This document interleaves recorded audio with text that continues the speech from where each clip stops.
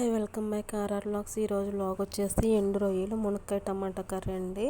అందుకు కావాల్సిన పదార్థాలు: ముందుగా ఎండు రొయ్యలు బాగా శుభ్రం చేసుకొని వాటిని ఒక 10 నిమిషాలు నానబెట్టుకోవాలి. తర్వాత ఫ్రెష్గా ఒక 2 మునక్కాయలు తీసుకొని కట్ చేసుకోవాలి. అలాగే సన్నగా కట్ చేసిన ఉల్లిపాయ, పచ్చిమిర్చి, కరివేపాకు, 2 టమాటాలు మిక్సీ పట్టి ఉంచుకోవాలండి. ఇప్పుడు కొంచెం చింతపండుని ఇలా నానబెట్టుకొని కొంచెం రసం తీసుకోవాలి. ఇప్పుడు ప్రాసెస్: ప్యాన్ పెట్టుకొని మనకు కర్రీకి సరిపడినంత ఆయిల్ అయితే యాడ్ చేసుకోవాలి. ఆయిల్ వేడైన తర్వాత సన్నగా కట్ చేసుకున్న ఉల్లిపాయలు, పచ్చిమిర్చి అయితే వేసుకొని బాగా ఎర్రగా వేయించుకోవాలి. ఇప్పుడు ఇందులో కరివేపాకు కూడా యాడ్ చేస్తున్నాను. ఇవి మొత్తం బాగా వేగాలండి, బాగా ఎర్రగా వచ్చేంత వరకు.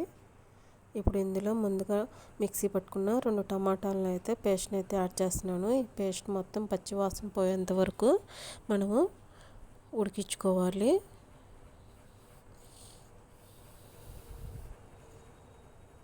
బాగా కలపెట్టుకొని మూత పెట్టుకొని మనము ఉంచుకోవాలండి. ఇప్పుడు మగ్గిన తర్వాత ఇందులో ఉప్పు, మన కర్రీకి సరిపడినంత ఉప్పు, ఒక 1/2 స్పూన్ పసుపు, 1.5 స్పూన్ కారం అయితే యాడ్ చేసుకోవాలి. కర్రీకి సరిపడినంత, ఎవరి టేస్ట్కి తగినంత కారం అయితే యాడ్ చేసుకోవాలండి. నేనైతే ఒక 1.5 స్పూన్ అయితే యాడ్ చేశాను. ఇవి బాగా కలుపుకొని మనకి పచ్చివాసన పోయేంత వరకు వేయించుకోవాలి. అప్పుడే మనకి కర్రీ టేస్ట్ అనేది చాలా బాగుంటుందండి.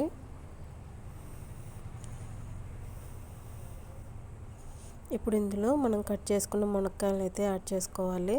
మునక్కాయలు మనము ఒక 10 నిమిషాలు, ఒక 5 నిమిషాలు అలా మగ్గిన తర్వాత రొయ్యలు అనేది యాడ్ చేయాలండి. ఎందుకంటే మనకు మునక్కాయలు కొంచెం ఉడకడానికి టైం పడుతుంది కాబట్టి ముందుగా మునక్కాయలు యాడ్ చేసుకొని మనము ఒక 5 నిమిషాలు మగ్గించుకున్న తర్వాత రొయ్యలు అయితే యాడ్ చేయాలి. ఒక 5 నిమిషాలు మగ్గిన తర్వాత ఇప్పుడు నేను రొయ్యలు అయితే యాడ్ చేస్తున్నానండి. ఎండు రొయ్యలు ఎక్కువసేపు మనకి ఉడకాల్సిన అవసరం లేదు. మనకి సగం మునక్కాయలు ఉడికిన తర్వాత మిగతా సగం ఉడికేలోపు మనకి రొయ్యలు కూడా ఉడికిపోతుంది కాబట్టి నేనైతే మళ్ళీ యాడ్ చేశాను. సన్న రొయ్యలు కాబట్టి ఎండు రొయ్యలు తొందరగా మగ్గిపోతాయండి వేడికే. ఇవి బాగా మగ్గించుకొని కలుపుకొని ఇంకొక 5 నిమిషాలు మనం మగ్గించుకోవాలి. ఇప్పుడు నేను ఇందాక కొంచెం చింతపండు రసం అయితే తీసాను కదండి, అది యాడ్ చేస్తున్నాను. యాడ్ చేసి మనం కలుపుకొని కొంచెం ఈ వాటర్ మొత్తం ఇనికిపోయేంత వరకు ఉంచుకుంటే మనకి మునక్కాయలు, ఎండు రొయ్యలు అయితే పర్ఫెక్ట్గా ఉడికిపోతాయండి. ఇంకెక్కువ వాటర్ కూడా యాడ్ చేయాల్సిన అవసరం లేదు. ఇదిగోండి, మనకి వాటర్ అనేది కొంచెం కన్సిస్టెన్సీలోనే సరిపోయింది. ఇది ఎండు మసాలా అండి. ఇంట్లో నేను తయారు చేసుకున్న మసాలా. కొంచెం కొబ్బరి, చిన్నుల్లిపాయలు, అల్లము, ధనియాలు వేయించుకొని పట్టుకున్న మసాలా అండి. ఈ ఒక్క మసాలా నేను యాడ్ చేశాను ఈ కర్రీలో. ఇంకా అల్లం పేస్ట్ అవేమీ యాడ్ చేయలేదు. కానీ కర్రీ అనేది చాలా బాగుంటుందండి.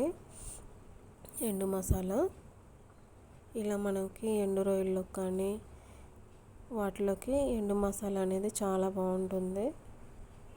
ఇది ఇంకోసారి చూపిస్తాను. మసాలా ప్రాసెస్ వచ్చేసి ఇది ఇంకొక 5 నిమిషాలు ఉడికించుకున్న తర్వాత మనకి ఇలా నూనె పైకి వచ్చేటప్పుడు మనకి ఆల్మోస్ట్గా కర్రీ అయితే మొత్తం ఉడికిపోయినట్టేనండి. కర్రీ అయితే రెడీ అయిపోయింది. చివరిగా నేను కొత్తిమీర అయితే యాడ్ చేస్తాను.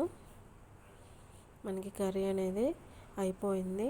చూడండి, చాలా బాగుంది గ్రేవీగా. ఒకసారి ఇలా ట్రై చేయండి ఫ్రెండ్స్. ఇదిగోండి, ఆల్మోస్ట్ అయిపోయింది నా కర్రీ. ఇంకా ఆఫ్ చేస్తున్నాను. ఎండు రొయ్యలు, మునక్కాయ టమాటా కర్రీ అయితే చాలా బాగుంటుందండి రైస్లోకి. ఒకసారి ఇలా ట్రై చేయండి.